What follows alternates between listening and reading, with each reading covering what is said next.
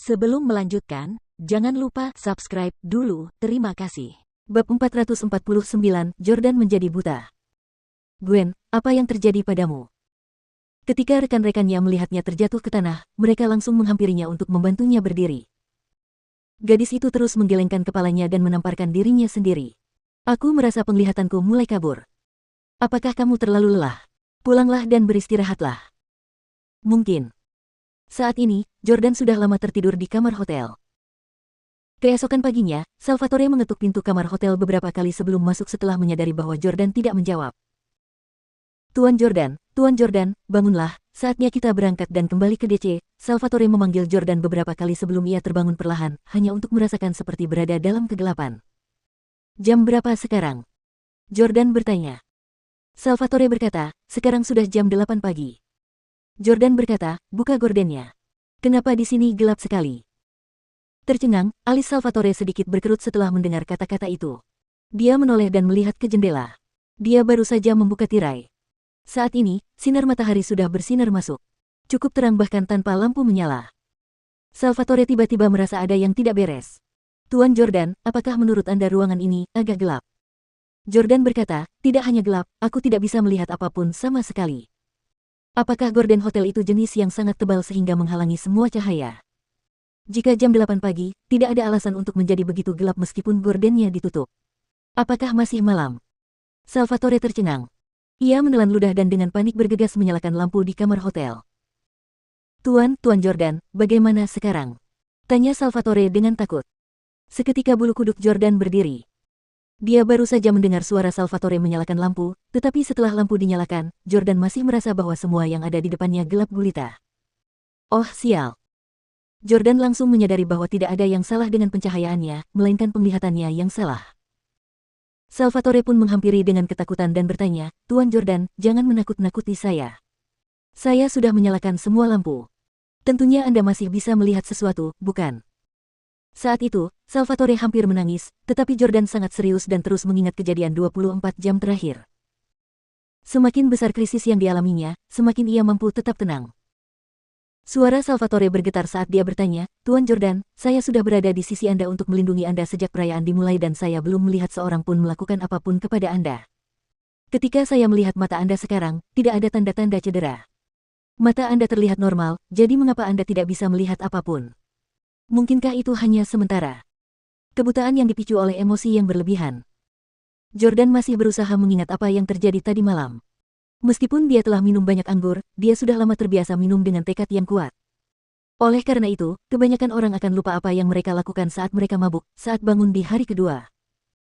Akan tetapi, hal seperti itu tidak terjadi di Yordania. Berkat tekadnya yang kuat dan ulet, yang memaksanya untuk tetap terjaga sampai batas tertentu sepanjang waktu, Jordan pun bisa mengingat apa yang terjadi tadi malam. Tadi malam, aku ingat saat dalam perjalanan pulang, mataku mulai sakit jadi aku langsung tertidur begitu sampai di sana. Sebelum perayaan dimulai, tidak ada masalah dengan mataku. Itu artinya ada yang mencoba menyerangku saat perayaan itu. Salvatore mendengarkan analisis Jordan dan berkata, tim dan aku berjaga di tempat kejadian.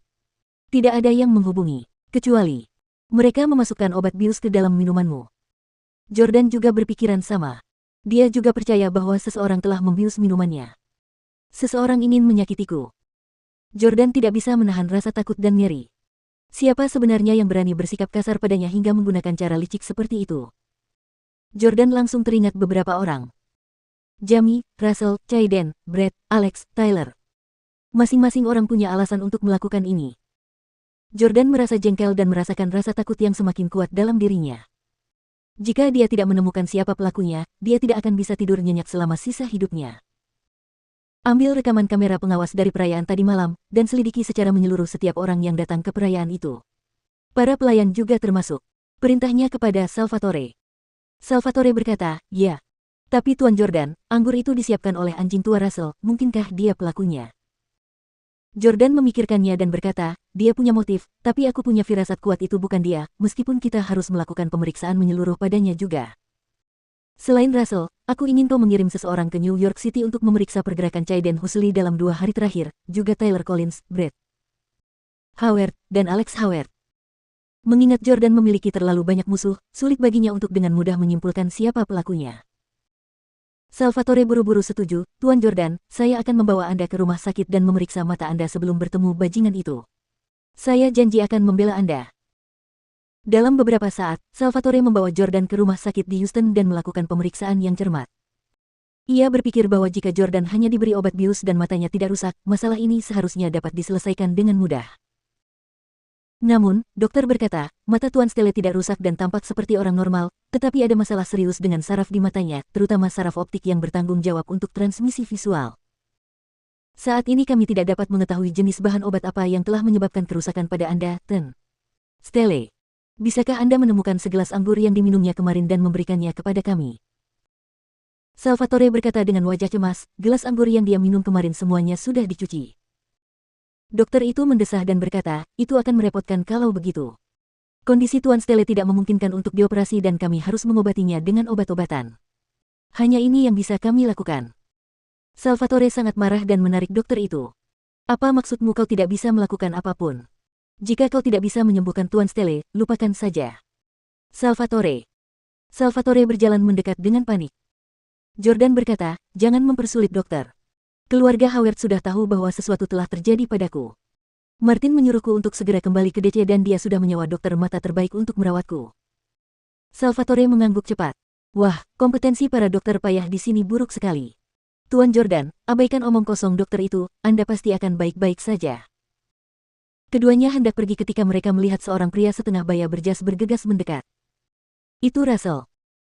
Begitu melihat pria itu, Salvatore bergerak agresif ke arah Russell dengan niat menghajarnya hingga babak belur. Russell Miller, beraninya kau menyakiti Tuan Jordan.